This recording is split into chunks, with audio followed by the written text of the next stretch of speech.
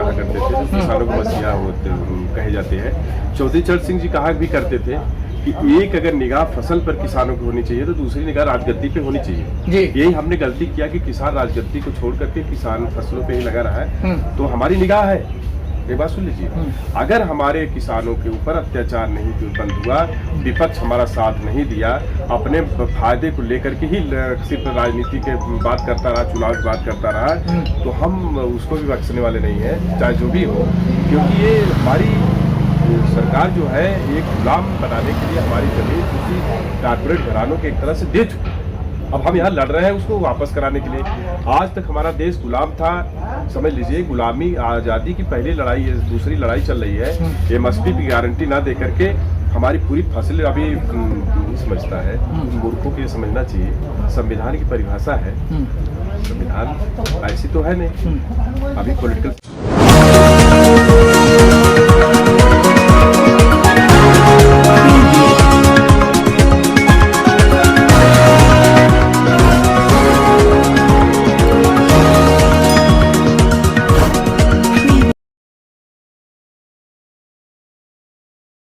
का हार्दिक स्वागत है। आज हैं हम गाजियाबाद, उस जगह फिर वापस लौट के आए हैं। यहाँ किसान लगातार 11वां महीना खत्म कर चुके हैं, 12वें महीना स्टार्ट हो चुका है।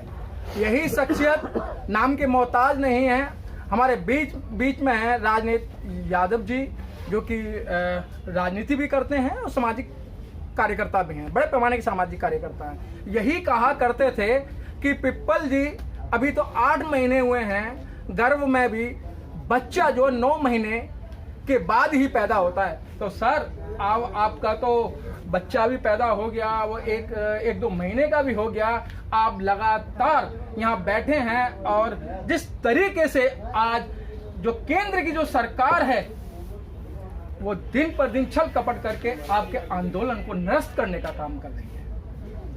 सरकार का तो काम ही है, सरकार का काम है कि हमारे आंदोलन को किसी तरह तोड़ दे। क्योंकि हमारे देखिए नस्ल और फसल की लड़ाई चल रही है। हमारे किसान यहाँ 11वां महीना चल रहा है और हम ये संकल्प ले लिया है कि आज़ादी की लड़ाई, आज़ादी की दूसरी लड़ाई, और जो कृषि कानून, घातक कृषि कानून लागू करके इन्होंने पूरे देश को गुलाम बनाने का षड्यंत्र किया है, हम इसको बगैर चकनाचूर किए यहाँ से जाने वाले नहीं। 10-11 महीने क्या 11 साल तक लड़ते रहेंगे। राजनीति जी, पहले आप बंगाल की बात करा करते थे, बंगाल में हम डिफरेंट देंगे तो सरकार अपने आप झुकेगी, बंगाल का भी चुनाव हो गया। अब आप उत्तर प्रदेश जो एक पूरी राजनीति तय करता है, केंद्र सरकार की राजनीति तय करता है, आप उस पर निगाहें गड़ाए हुए बैठे हैं। तो क्या लगता है 2022 के अंदर की मतलब कुछ फेरबदलाव होगा? देखिए, सबसे बड़ी बात तो है कि हमारा आंदोलन सीधा जो सरकार को टक्कर दे रहा है कृषि बिल की। जी, हमसे चुनाव से बहुत ज्यादा मतलब नहीं है। सरकारें आती जाती रहती हैं, किसी की भी सरकार आती जाती है। हमें अपने मुद्दों की बात करना चाहिए। हमारी जो मांग है, डिमांड है, तीनों कृषि बिल की वापसी और एमएसपी की गारंटी। अब हम तो इसके लिए बैठे हैं, किसी की सरकार आएगी, क्योंकि कानून बन चुका है, कानून पार्लियामेंट से खत्म होने वाला है, ये ध्वनि की कोई खत्म कर दे। तो हमारा मेन इशू है इन तीनों कृषि कानून को रद्द कराना और एमएसपी पे गारंटी लेना। सर, ये तो सरकार ने, केंद्र सरकार ने पहले ही मना कर दिया और आपकी 12 दौर की वार्ता हुई थी, 11वें दौर की वार्ता हुई, फिर मोदी जी कहते हैं भाई मात्र में फोन की दूरी है, फोन करते ही सारे लोग समझ जाएंगे। लेकिन आज तक वो फोन भी नजर नहीं आया, वो सैटेलाइट थी, वो पता नहीं आकाश में घूम रही है कहाँ, या आपके नेताओं के पास फोन आया था? देखिए, सबसे बड़ी बात तो ये है कि जो मोदी सरकार कहती फोन कॉल की दूरी है, मोदी सरकार नहीं चल रही, कारपोरेट की सरकार चल रही है। एक ईस्ट इंडिया कंपनी आई, पूरे भारत देश को गुलाम बना के चली गई और हमें हजारों साल तक गुलाम रखी। आज तो पूरा देश ही कारपोरेट घरानों के हाथ में चला गया है। मोदी अगर सरकार रहती, जनता की सरकार रहती, जनता के हितैषी रहते तो इतना घातक कानून नहीं लागू करते।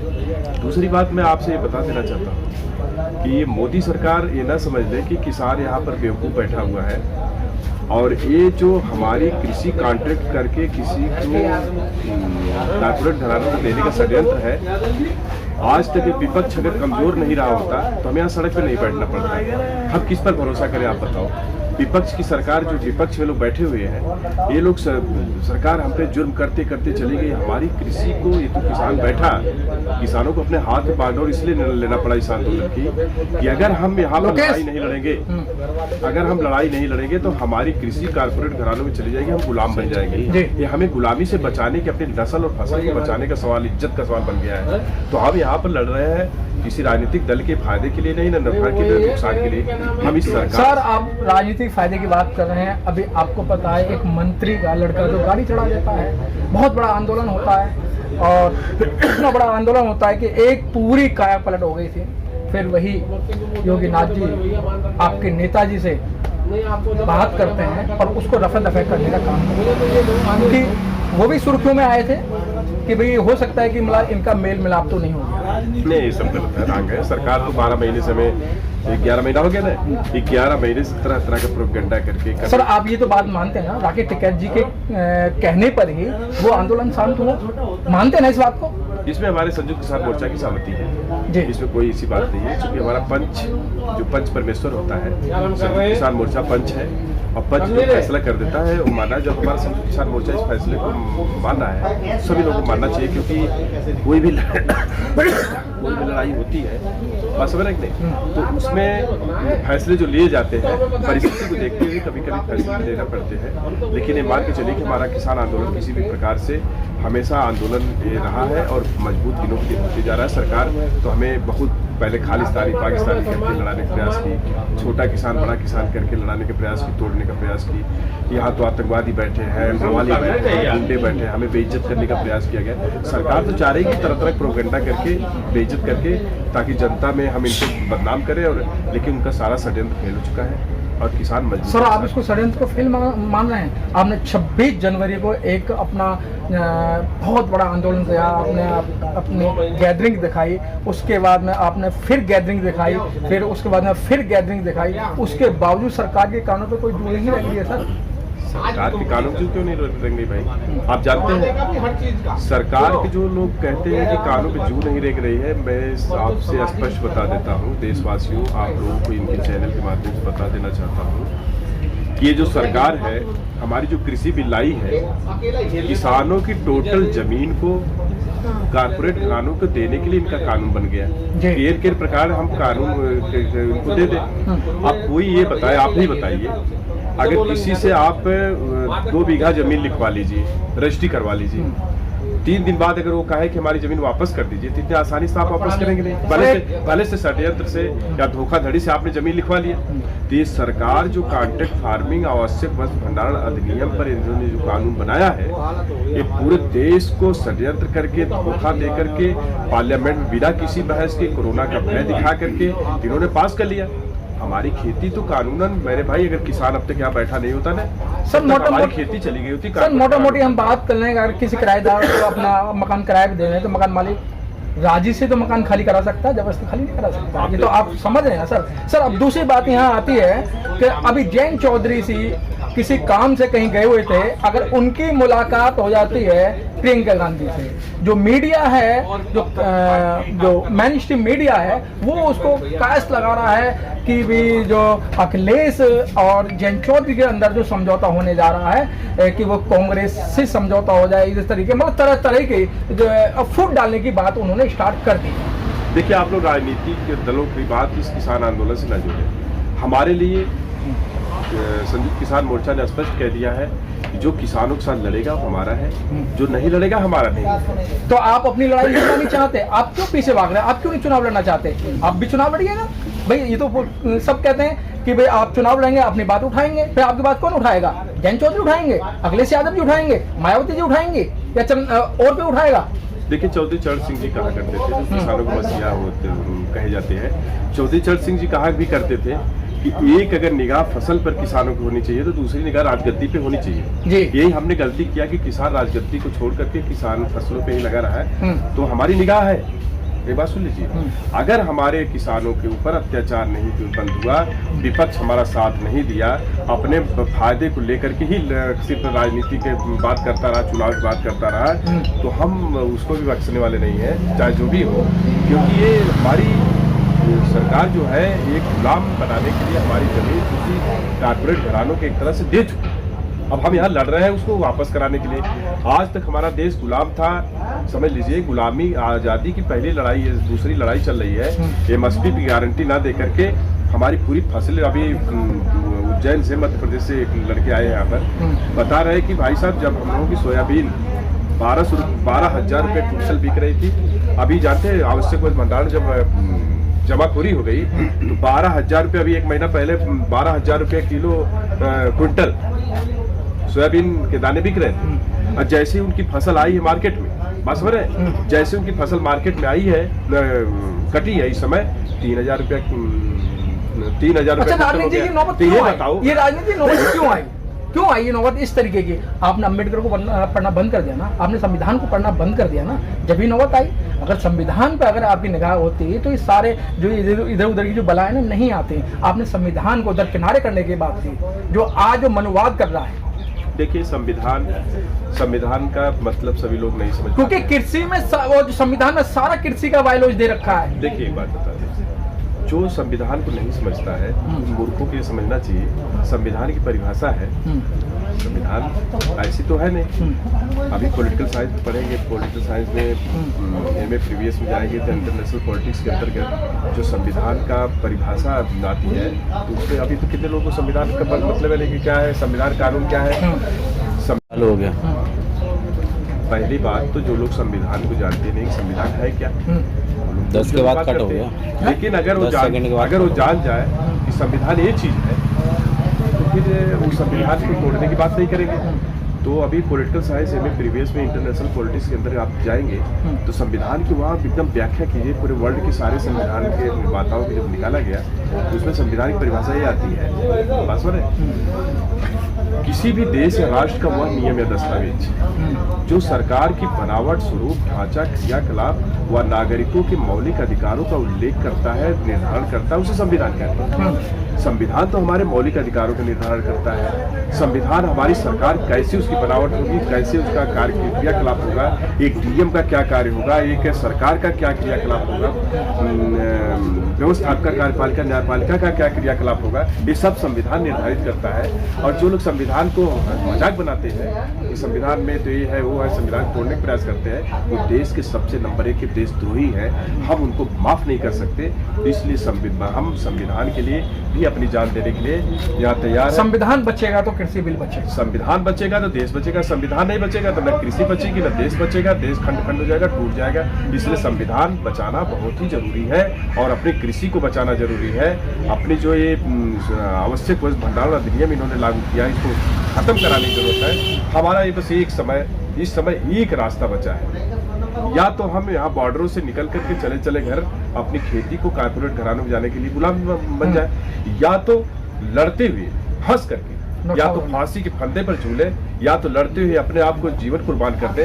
हम यहाँ से सिर पे कफन बांध चुके हैं मेरे भाई। सुन लीजिए कि जब तक ये तीनों घातक कृषि कानून वापस नहीं होता है और एमएसपी पे गारंटी कानून बन नहीं जाता है, तब तक हम यहाँ से वापस नहीं जाने वाले हैं। सरकार की ईट सीट बजा देंगे। सरकार किसी के बाप की बकौती नहीं होती, सरकार हम बनाए, सरकार हमको नहीं बनाएगी। अच्छा, चलते चलते राजनीति यादव जी, आप क्या संदेश देना चाहते हैं? क्योंकि सभी आपने षड्यंत्र, सभी आपने जो धारा, सभी आपने जो करना था सरकार के प्रति कर लिया, लेकिन सरकार फिर भी नहीं सुनी। अब लास्ट मोमेंट क्या रह गया? देखिए, लास्ट में ये संदेश देशवासियों हाथ जोड़ करके आप लोगों से देना चाहते हैं कि सरकार किसी की नहीं होती, सरकार सबकी होती है। सरकार हम बनाते हैं, जिस दिन वो सरकार बन जाती है हर जात धर्म मजात की सरकार बन जाती है। इसलिए सरकार को देखना चाहिए, सरकार के 7 काम होते हैं: स्वास्थ्य, शिक्षा, सुरक्षा, रोजगार, मनोरंजन, यातायात की व्यवस्था, कृषि का डेवलपमेंट, लॉ एंड ऑर्डर। ये सरकार के पास, केंद्र सरकार के पास नहीं है सर, सारा बेच दिया ये। 1 मिनट सुनिए, आप लोग तो बेवजह बात करते हैं। सारे काम सरकार की, चाहे केंद्र सरकार हो चाहे राज्य सरकार हो, 7 उसके मुख्य काम होते हैं। आप लोग संविधान को पढ़िए सर, सुन लीजिए।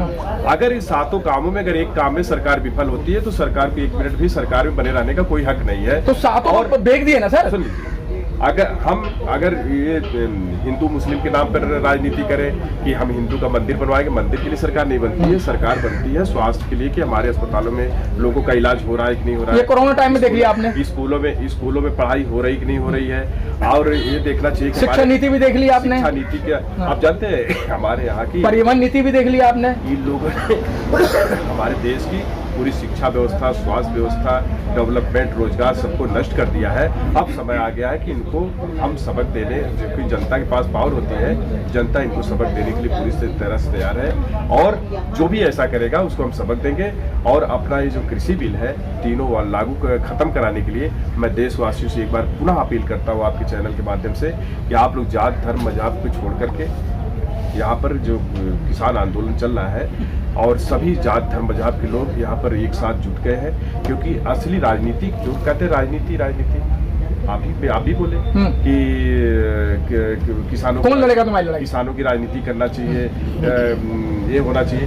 राजनीति जैसे पवित्र क्षेत्र को लोगों ने जो बदनाम करने का प्रयास किया है, राजनीति बहुत बड़ा पवित्र क्षेत्र है। राजनीति जानते हैं, राजनीति की जब परिभाषा देखी जाती है, बहुत बड़ी डेफिनेशन है। क्वींस राइट, मैं एक लाइन में परिभाषा बता रहा हूँ कि राजनीति वह गर्भाशय है जहाँ से युद्ध की उत्पत्ति होती है। तो मैंने प्रयास करी है, एकता और अखंडता के लिए पूरे राष्ट्र को एक सूत्र बांधने की शक्ति होती है, उसको राजनीति कहते हैं। राजनीति का मतलब ये नहीं होता है कि राजनीति का मतलब होता है सबको एक सूत्र बांधना, देश का डेवलपमेंट करना और वसुधैव कुटुंबकम, विश्व एक हमारा परिवार, इसकी भावना से राजनीति की जाती है। राजनीति का मतलब ये नहीं होता है या तो फला पार्टी ठाकुर है तो फला पार्टी, हिंदू है तो फला पार्टी, मुसलमान है तो फला पार्टी, हिंदू मुस्लिम को जोड़ने का काम करता है, वो राजनीति नहीं करता है। यहाँ जब से किसान आंदोलन पर बैठा है, असली राजनीति किसान कर रहा है कि कन्याकुमारी से लेकर कश्मीर तक, पश्चिम बंगाल से लेकर के उड़ीसा, मध्य प्रदेश, बिहार, उत्तर प्रदेश, बिहार, पंजाब, हरियाणा, सारे लोगों के एक सूत्र में बांध दिया। असली राजनीति हम कर रहे हैं। और जो असली सर मेरा क्वेश्चन अगला क्या आपका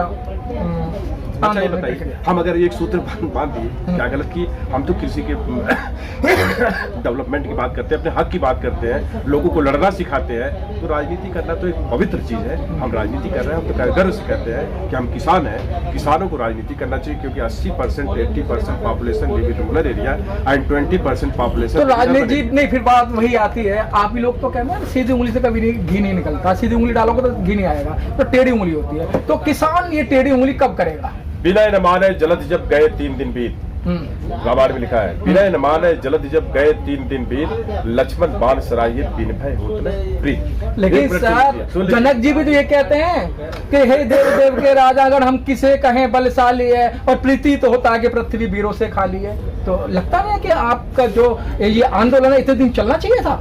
तो इसीलिए तो हम कह रहे हैं मेरे भाई कि कृष्ण भगवान ने कहा कि शांति कभी असंभव नहीं होती। महाभारत में कृष्ण भगवान ने कहा कि शांति कभी असंभव नहीं होती। जब शांति के सारे दरवाजे बंद हो जाते हैं तो युद्ध अंतिम विकल्प होता है। हम 11 महीने से सरकार को समझा रहे हैं, दुर्योधन को भी समझाया गया कि महाभारत न होने पाए। पांडव 5 गांव मांग रहे थे, लेकिन दुर्योधन माना नहीं।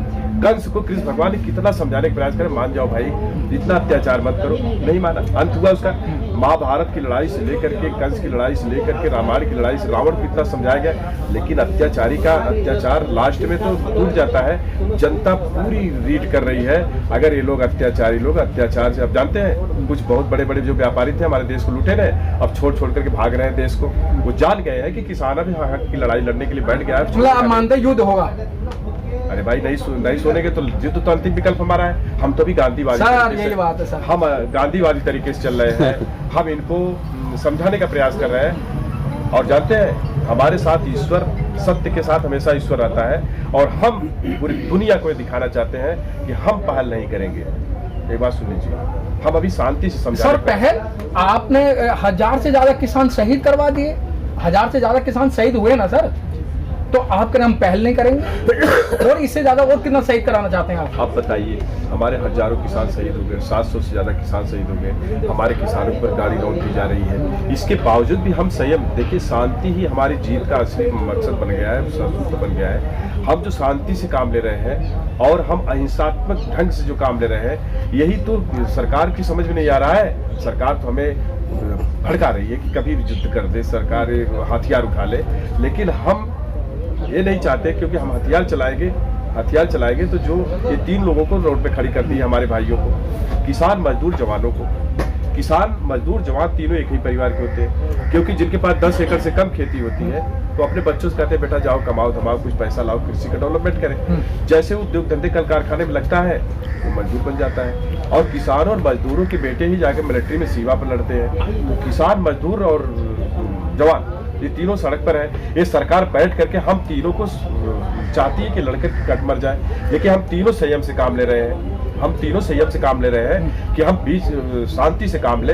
अगर शांति से नहीं मानेंगे तो हम तीनों मिल करके इसको घेर करके, हिटलर का भी अंत हुआ ना, तो हिटलर ने जो क्रूरता की थी, अंत में लास्ट उसका शाम समय जानते क्या आया, बंकर बना के उसमें विस्फोट करके उड़ गया। ये सरकार जो हमारे साथ क्रूरता का व्यवहार कर रही है, एक दिन देखिएगा ये सब भागने की रोड जगह नहीं मिलेगी। सही देखिएगा, अभी राजनीति ने विस्तार से बताया कि जो सरकार क्रूरता अपना रही है और ये एक दिन भाग के जाएगी। जय जवान जय किसान का नारा दिया जाता था, आज सरकार ने उस नारे को छंदी विच्छेद कर दिया। किसानों के ही जो पुत्र या औलाद होती है वही बॉर्डर पर लड़ती है, पुत्र बॉर्डर पर लड़ते हैं और किसान खेतों में लड़ते हैं। तो सरकार इन दोनों के बीच में खाई पैदा कर दी है। अगर किसान बॉर्डर पार करता है तो उन्हीं के लड़के जो आगे हथियार लेके खड़े हैं, वो भी नहीं चाहते कि हम अपने माँ बाप पे चाहते ताऊ पर किसी तरीके का हम हथियार उठाएं। लेकिन ये जरूर है, जिस समय किसानों के जो बेटे हैं, किसानों की जो औलाद है, अगर बाप को पिटते चाचा को पिटते वो देखेगी तो हो सकता है कि वो नाल उनकी तरफ न होके सीधा सरकार की तरफ हो जाए। तो सरकार को सोचना चाहिए और इनकी जो परीक्षा है वो ना लेनी चाहिए। 11 महीने हो चुके हैं और चुनाव का दौर नजदीक है, और जिस तरीके से 2022 की बात थी 2024 में आने वाला है। तो कैमरामैन गौतम के साथ मनोज पिप्पल, गाजीपुर से। धन्यवाद।